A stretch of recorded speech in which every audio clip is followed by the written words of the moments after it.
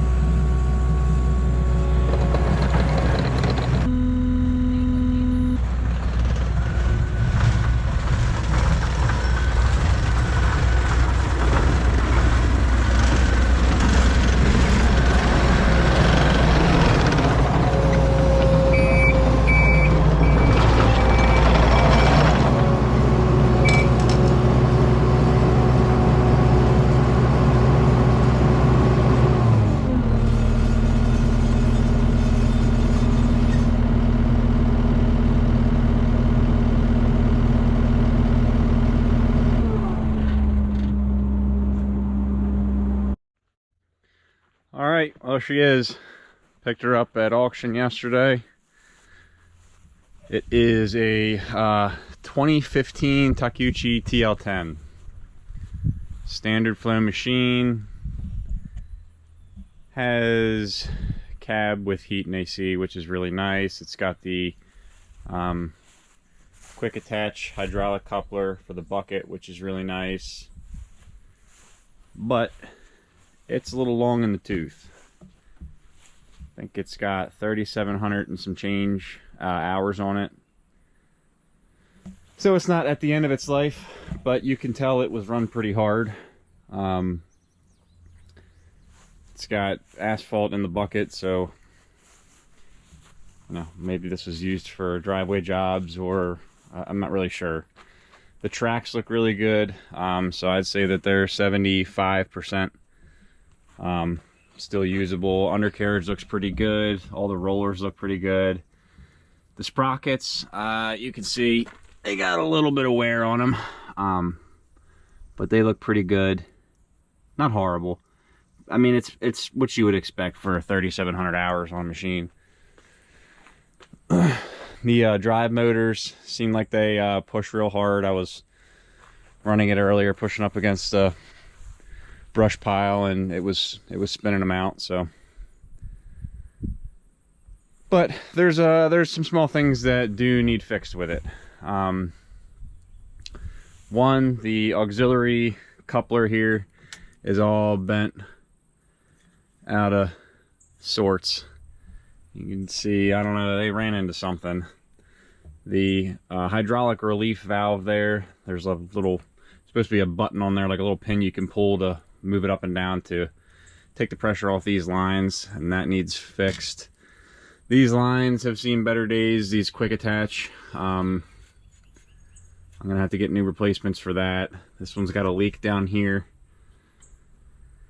Yeah, I mean, just a lot of cosmetic stuff, right? It's pretty beat up, things and dents.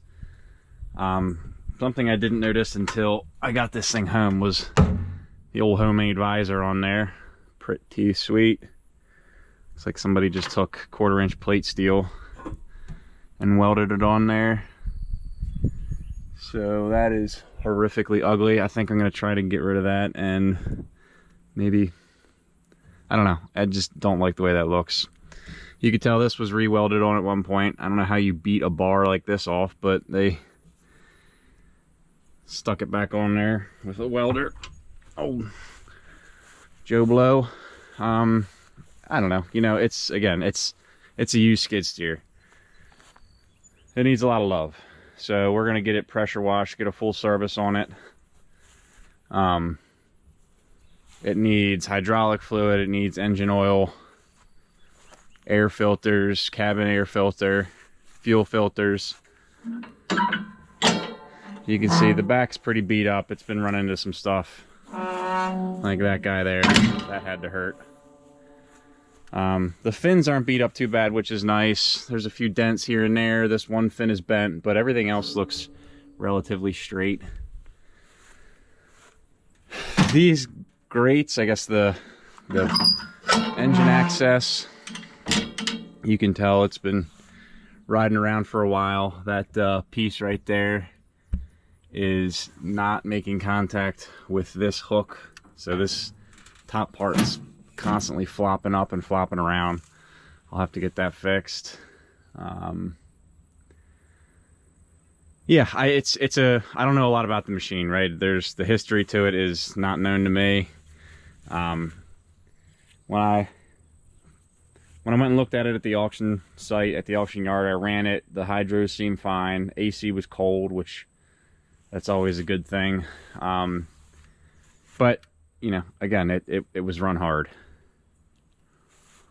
So it's got a Kubota motor in it. I think it's a 91 horsepower Kubota. We're gonna do a full service on this guy here, and hopefully we'll have ourselves a nice machine. It's not super sloppy. The bucket is pretty tight. The bushings and all the pins seem pretty tight. Again, as much as you can expect for 3,700 hours on a machine like this. But I'm excited to put it to work. We have a bunch of projects around the farm for this. We're putting in the riding arena for the horses. This bank here is all going to be cut out for a pole barn eventually. So a lot of dirt here to move. Riding arena is going up over there. We got roads that need finished down there. We have behind the house, which you can't see on the other side of this tree. We're going to be putting in a patio, so I got to cut all that dirt out, maybe put a retaining wall in. We have a lot of work for it. Most recently, we're going to be using it on the in-law build. So Brad was here. He had his case skid steer. And he recently took that back, so we need a skid steer on site to finish backfilling, grading, moving material around. So this will be good to use over there.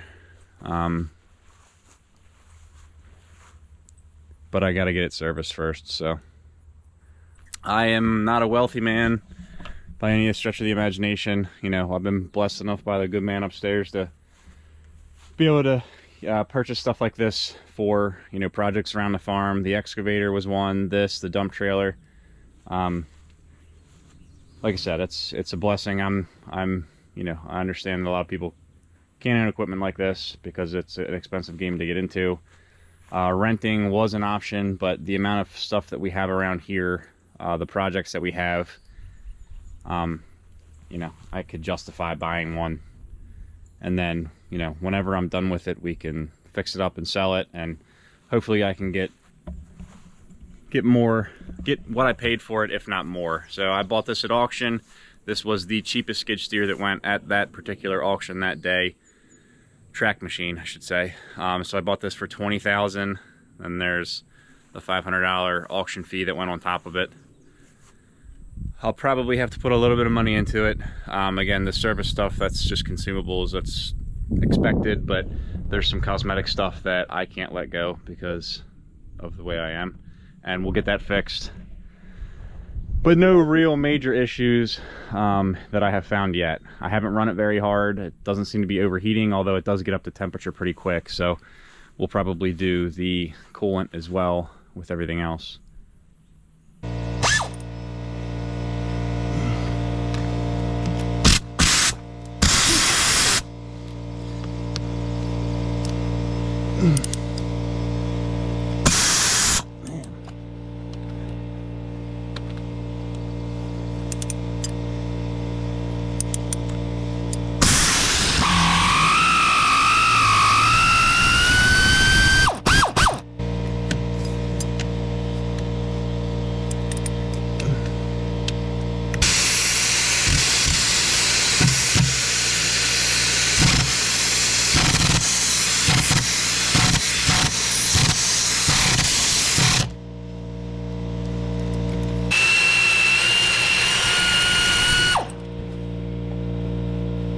That's a lot of crust. I don't know how much this can see.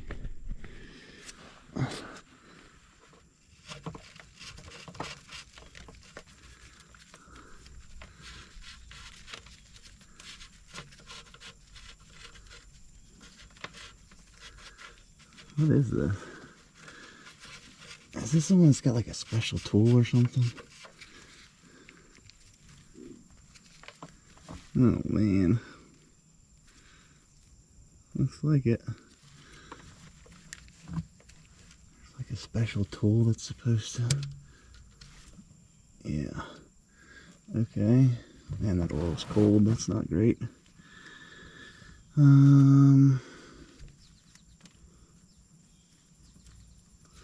wonder if I can just take that off.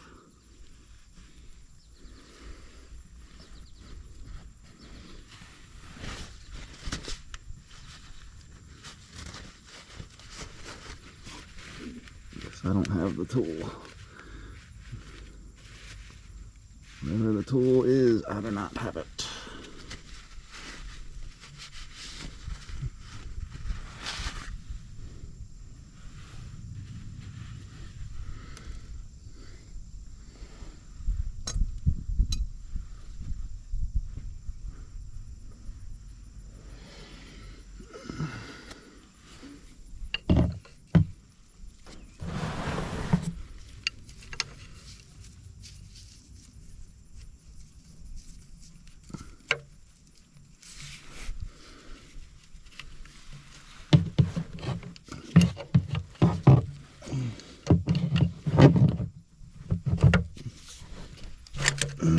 Okay.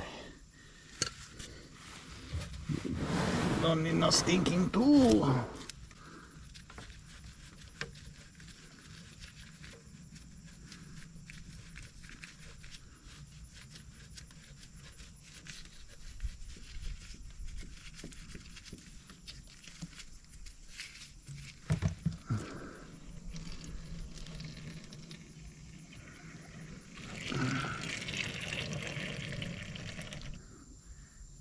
One Rubicon crossed.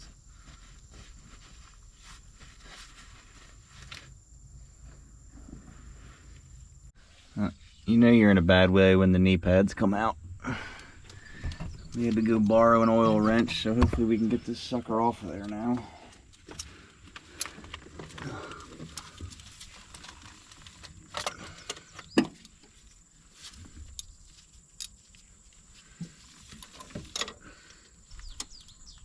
Oh, it's moving. Oh, yeah, buddy. Oh. Not too shabby. Last oil change was in 2021 at 3,177 hours, so it's been about 600 hours. It looks like 5/20/21 and 3,177 hours, so that's good stuff.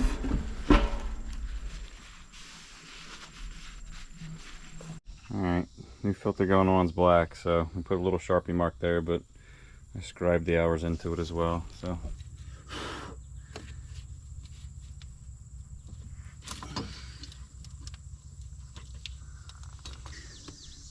Now, the fuel filters are good and easy, hopefully.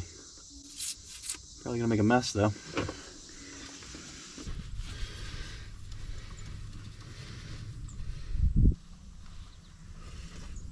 Okay. A little drink.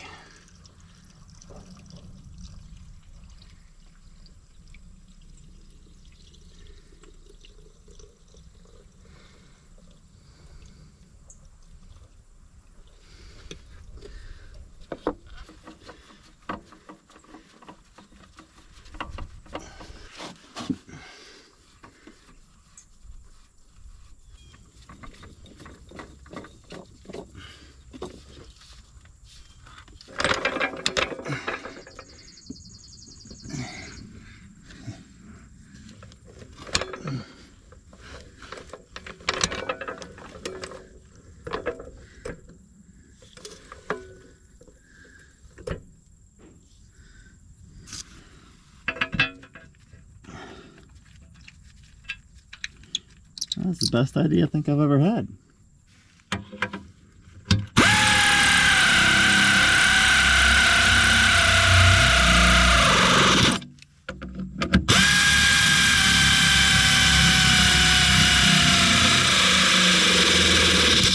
Well, I almost just made some sort of mistake. There's an oil fill location over here, right next to the oil filter. I'm not sure. It's like lower end. It goes directly to the lower end. I don't know why it's there, and I was thinking that's where you fill up, but it's not. It's blatantly right in front of my face, the big orange cap or yellow cap that says oil. So we'll get this thing filled up with oil, get it turned over to make sure we're getting fuel, and then next will be hydraulic fluid and coolant. All right, well, I had a hell of a time trying to get this thing to start again, get the air out of the system. I guess it does it itself, but it doesn't help when you forget to turn this guy from off to on. So I sat here for a couple of hours beating my head against the wall. But she cranks up now. She'll fire right up. There's a rattling and it's bugging the heck out of me, but it's actually a heat guard that's sits up against the exhaust manifold, and I can't get it out. I'll have to. I was looking at the coolant. The coolant looks good. Hydraulic fluid looks okay. It's oil. It's 10 weight 30 oil, or 10W30. Slowly but surely, this is going to take a long time. This is way slower than I anticipated. We'll start the timer.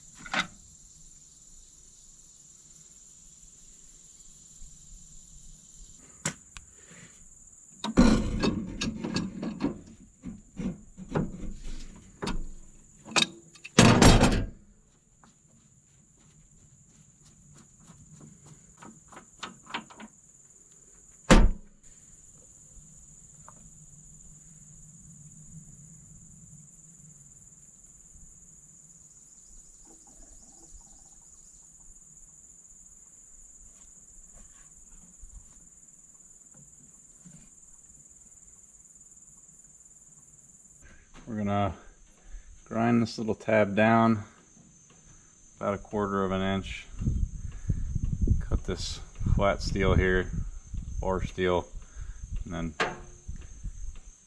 put it right on there so we have a little bit more surface.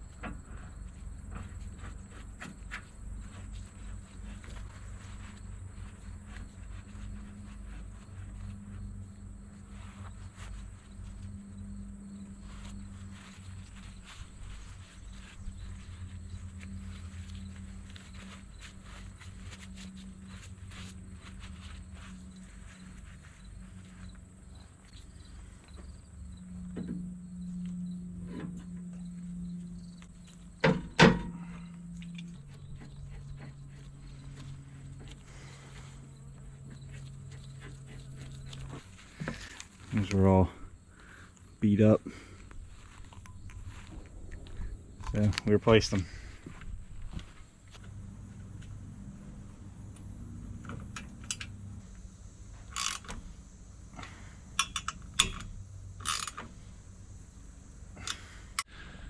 All right, well, that does it for the service on the skid steer. I didn't get to film everything, unfortunately. I was kind of working on it when I had the time, but let's see. We did oil, fuel filter, cabin air filter, machine air filter. We replaced the auxiliary hydraulic ports so that these ones now aren't all beat up and they can be used. We replaced this guy that was broken off. This was all bent up. We took that off and hammered it out. Now it's all straightened out.